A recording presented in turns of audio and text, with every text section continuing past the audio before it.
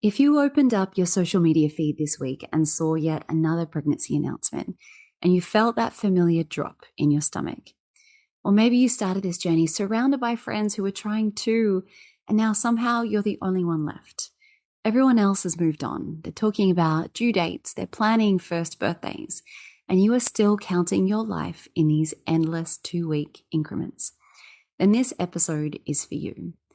There is a very specific kind of loneliness in being the last one still left trying to conceive.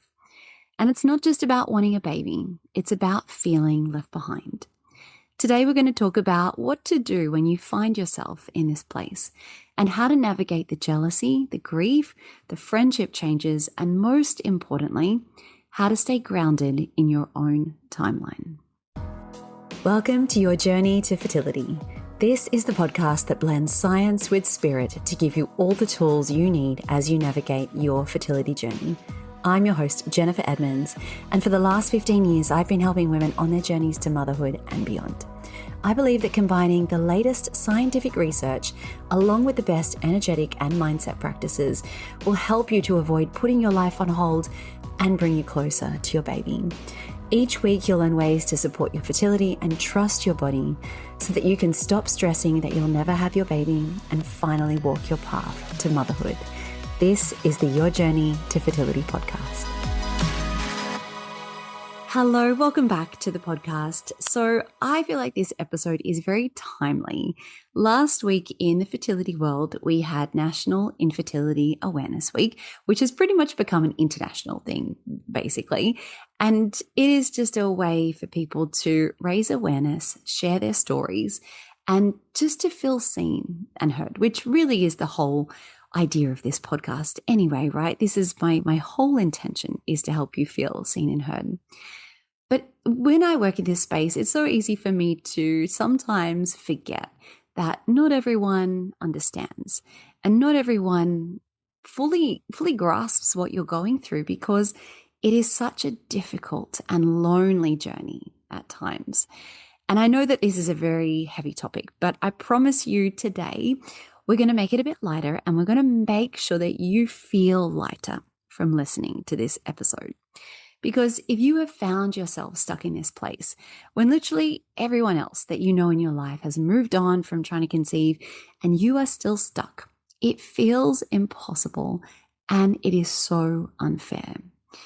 When I was stuck in this space, I felt like all of my group chats, they turned into like baby photos and families and doing things. And I was removed from the trying category and placed into the one who's still struggling, or there's so many things that we don't want to mention around her. We don't want to upset her.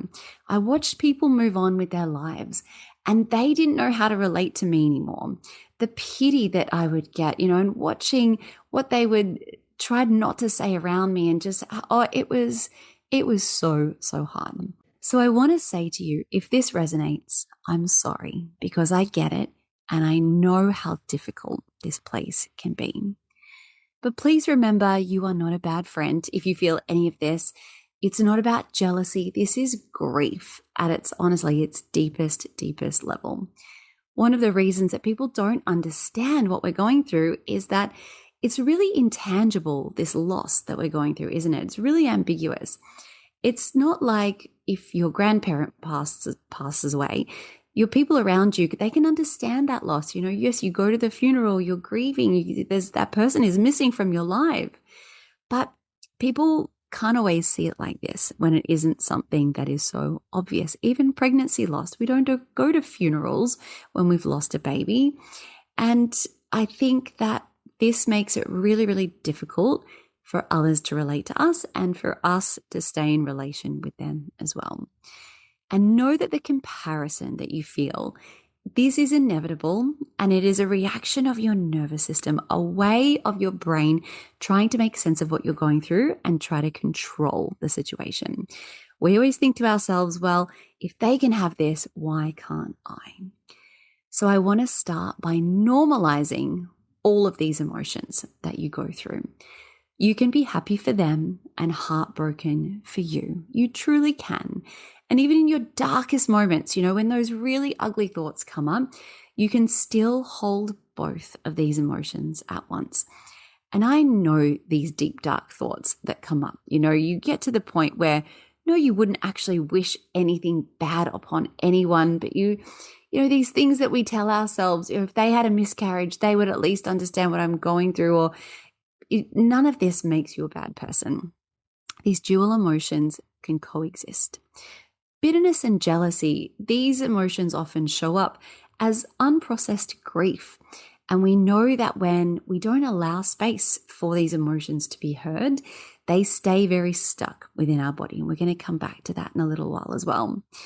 If you're going through treatments, especially IVF, the hormones that you are pumping your body full of can amplify your emotions and how sensitive you feel and how dysregulated you feel when something triggers you.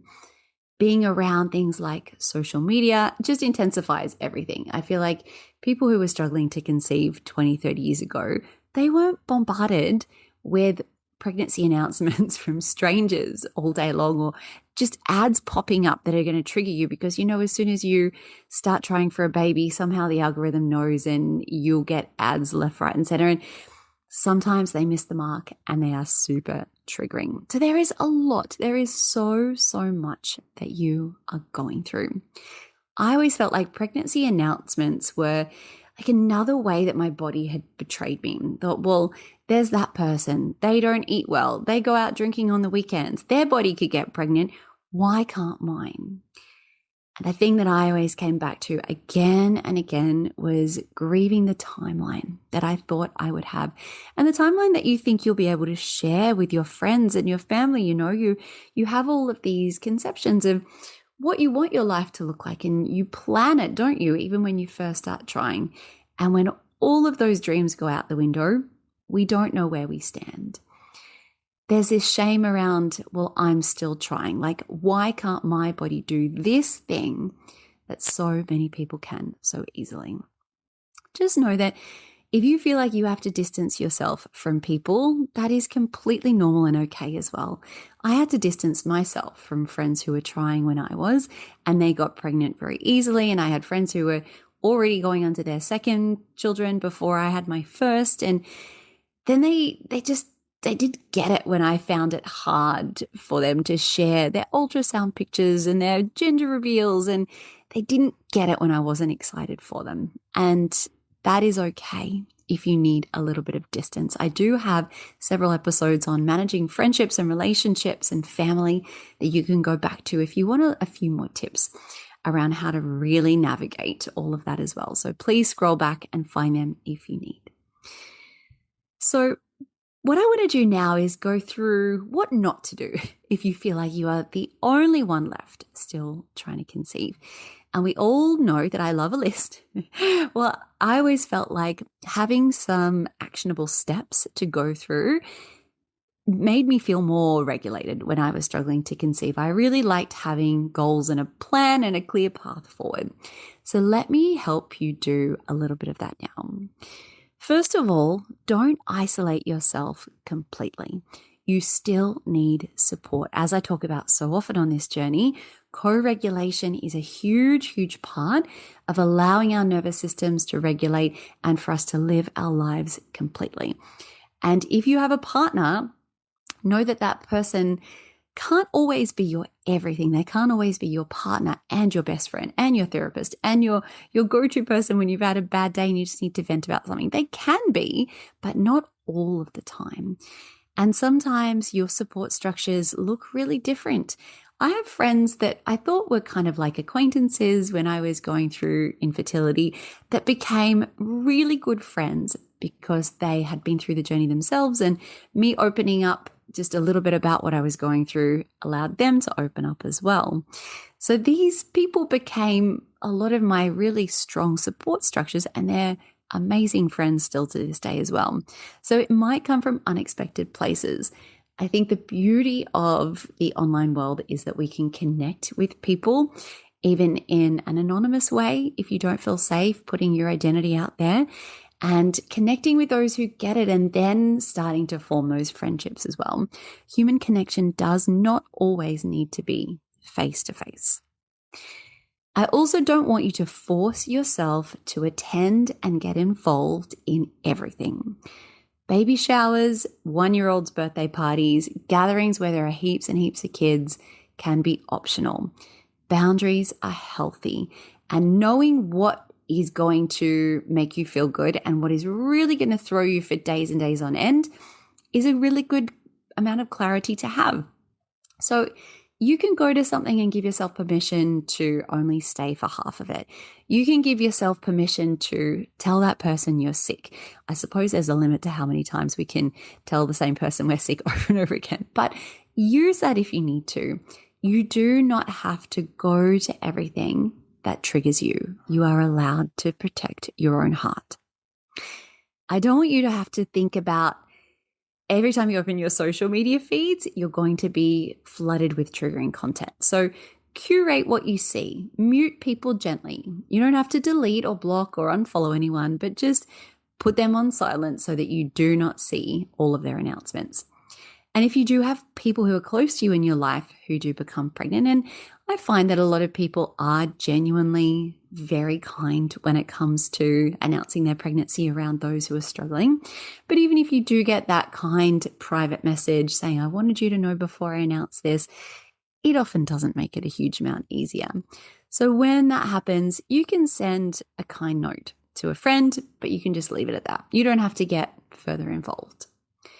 I also don't want you to rush yourself into false acceptance. So this whole idea of forcing yourself to be positive and, I'm fine. Yes, that's great. And, forcing yourself to say all of the things that you really don't mean, it doesn't help you. You are allowed to feel hurt. And even though they're not trying to hurt you in most cases, it doesn't mean that you have to be overly positive all the time. As we were saying before, grief needs that space, and emotions that are pushed away are only ever going to come back stronger. So give yourself time, give yourself permission to journal out how you're feeling. I love getting things out of my head and onto the paper. So many research studies around journaling show it really is an incredibly calming and regulating tool that we have. So just getting it out of your head, getting it out onto a page is a really healing thing that you can do. And lastly, on this list of things you don't want to do, is don't make their pregnancy mean something about you and your potential pregnancy for the future. Their timeline is not about your fertility. It doesn't matter that they go to McDonald's and go out drinking every weekend and they fall pregnant easily and you do everything right and for some reason it's hard for you. I guarantee you that person struggles somewhere else within their life. And I know that that's hard and that's frustrating, but everyone goes through something. And unfortunately for us, we go through the fertility things. And I don't know why some of us and not others, but their pregnancy means nothing about you and your timeline and your ability to get pregnant. So what do you want to do instead? How can you actually start to support yourself on this journey when you are feeling like that person who is being left behind? It is the little things, I find. There aren't going to be the one big magic cure that, I'm not about any of that, as you well know. So it's the little and the often. And I think the number one thing is to be able to regulate your nervous system a little bit all the time. Things like breath work before social events, filling up your cup before you put yourself into a situation that potentially is going to be triggering for you. Finding these grounding rituals daily. So coming back to your toolkit or just finding someone who can walk you through what these tools are. Remember, I have a bunch of free resources to help you do this specific to the fertility journey. I have a free fertility yoga guide. I have meditations. I have all sorts. So have a look in the show notes. There are so many different ways that you can use some of the tools that I teach to support you as well. And I always say to people, you don't have to do yoga or meditation or breath work. These are the things that I teach and I love, and I know how good they are because I have seen the results they can give people. But if you're not into yoga, that is okay. But you have to find something. You've got to find the things that make you feel good. And I'm going to come back to this in a couple of minutes because it's very important that we think about where we're getting our dopamine from. But maybe it is sport, exercise, being in nature, being with certain people, spending time with pets, knowing what are the things that make you feel good and finding time to structure them into your day. The second thing that I think is really important is to build this parallel support system. And we talked about finding your community of people, like finding your tribe, your people who get it. And even if they were to fall pregnant, they wouldn't then trigger you because they just know the space that you are in and they're not going to say the wrong thing. So it might be finding the people online or those acquaintances that somehow know what you're going through. But it might be more professional than that as well. Maybe you need to seek a therapist, a psychologist. Maybe it is someone like a breathwork teacher or a yoga teacher, or going into safe spaces where you feel held, like women's circles or yoga nidra sessions where you go in and you don't have to say anything, but you can just kind of tell, especially I find being in spaces around women, they feel so safe because every woman has been through something. So whatever it is for you, but a parallel support system that's going to guide you through this journey of trying to conceive and knowing that it's something that you can come back to and rely on. The third thing that I think is really important is being able to redefine this season. So you are not behind. You are just in a different chapter of your life. And maybe, just maybe, it is leading you to something more. I honestly believe from everything that I have seen and experienced and from those that I work with and those who I've seen who have struggled to get their families, they have a different experience of parenthood and a different connection to their babies. And I know that once you hold your baby in your arms, so much of this will make sense. Maybe not all of it. I'm not saying that everything has to happen for a reason or that hindsight's going to give you this beautiful clarity. But more often than not, most of the time, people are able to look back and say, this was because of this. So I just want you to hold that a little bit close to your heart, that this is just a chapter and it is leading you to something more. The next thing I have on this list is to strengthen your identity outside of trying to conceive. So I alluded to this a little bit earlier. I want you to think about, who are you besides your trying to conceive journey? If you weren't trying to get pregnant right now, what would you be doing? What would your life look like? And think about, where is it that you are getting these hits of dopamine from? And I found this especially, I would think of whatever random symptom or test result that I'd gotten. I'm like, I've got to know all the answers immediately. So I would go down these rabbit holes of looking into forums and Googling the answers and trying to get these like dopamine hits of information. And I think that can get very spiraling and very dangerous. So if you were not going through this process right now of trying to have your family, what would be bringing you joy? We need to think about what our lives would look like, because at some point in time, trying to conceive is no longer going to be taking up your life. And I don't want you to forget who you were and what you loved doing. As I say so often on this journey, your whole story is not magically transformed once you get those 2 pink lines.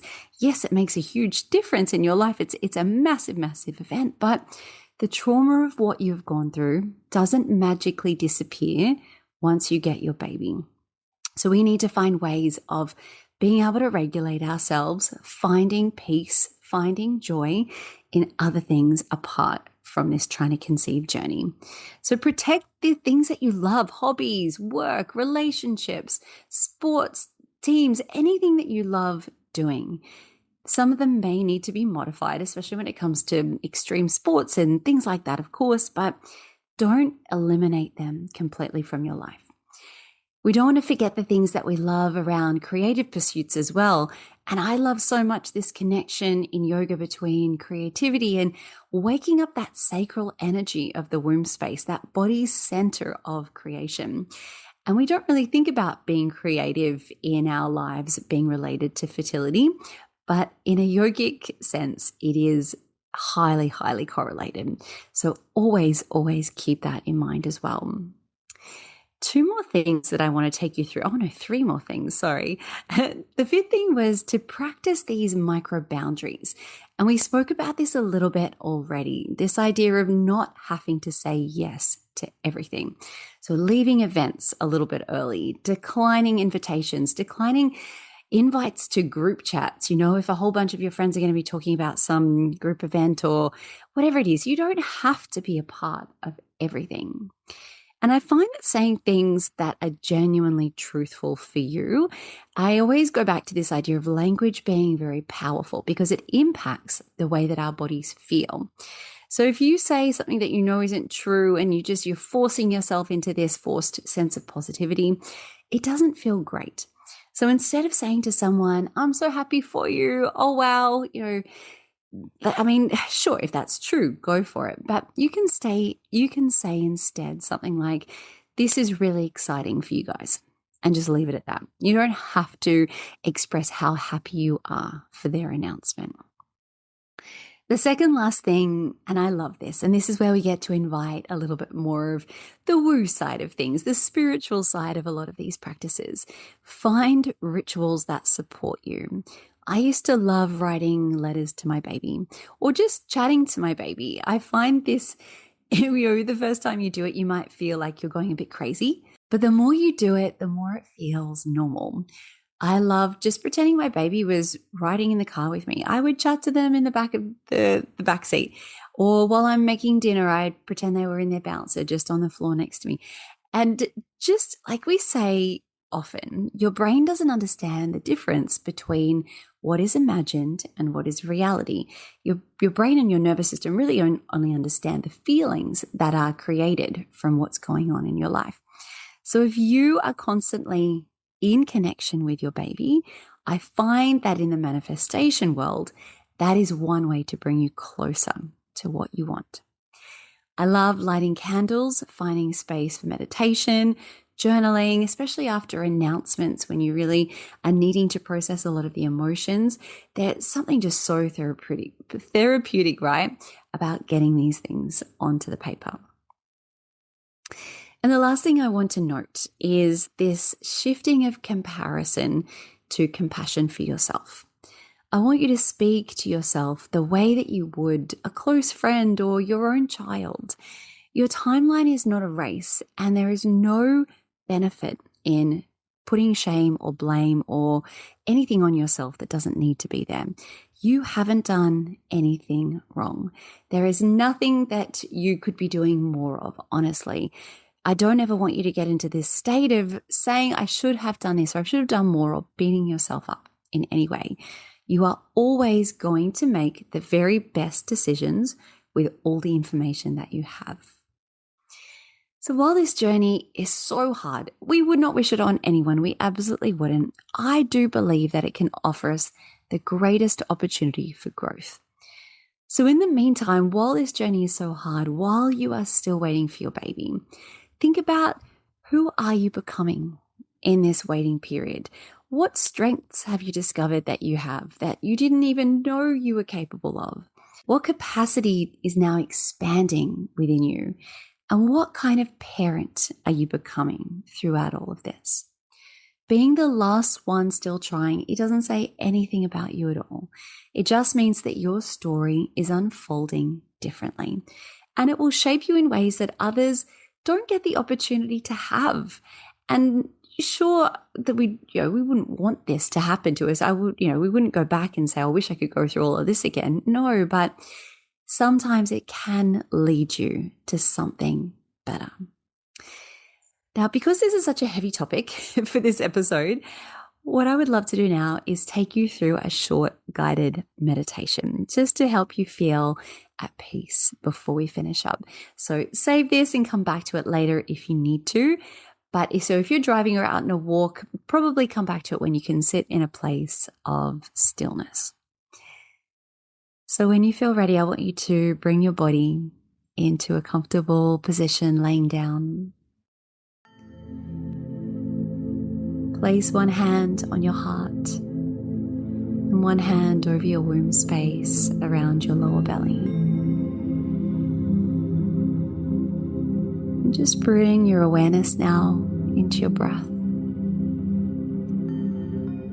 You to take a nice long, slow, deep breath in through the nose, right to the very, very top. And then slow down your exhale. Let your shoulders drop, jaw soften, brow released. And again, full big breath all the way in.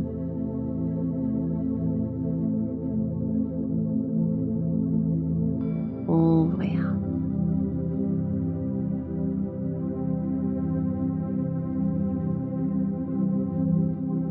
Now you can repeat the following back to me just quietly in your mind. I am not behind. I am exactly where I need to be.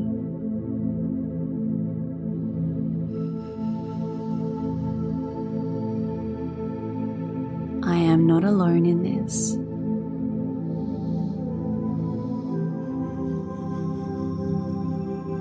I trust that my journey is unfolding on its own perfect timeline.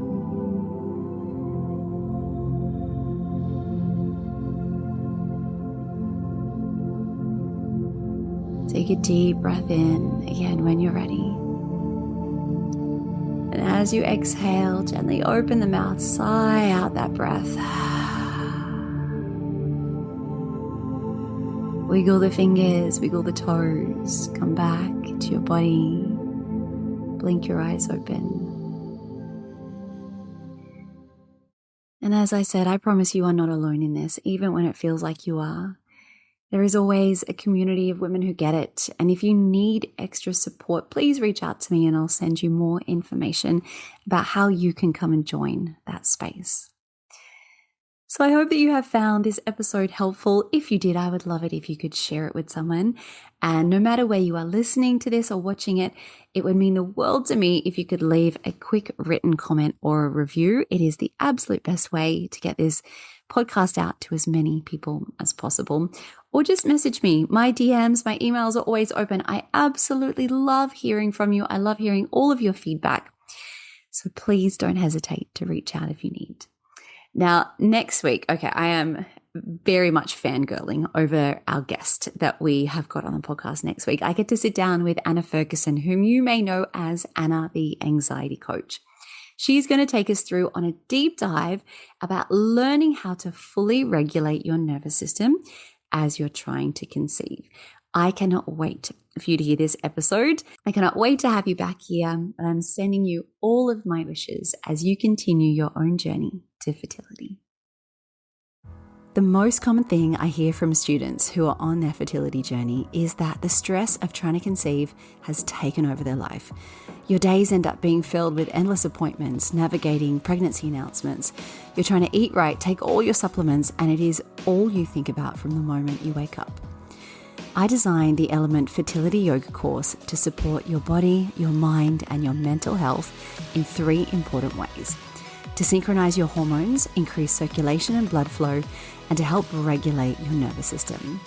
But on top of this, the greatest gift that you can give yourself throughout this journey is a sense of peace, to help you calm your mind and just make this process feel easier. Every single one of my students tell me that this is the first thing they notice after starting a yoga, meditation, and breathwork practice. But on top of this, you have the amazing benefit of actually supporting and increasing your fertility. Studies have shown that those participating in mind-body programs as they're trying to conceive have success rates 3 times greater than those who don't. The course I've designed walks you through natural conception as well as fertility treatments and IVF cycles. And the best part is you can work through it at your own pace in the comfort of your home. The practices start from just 10 minutes per day. To learn more, visit elementpilatesyoga.com or see the link in the show notes.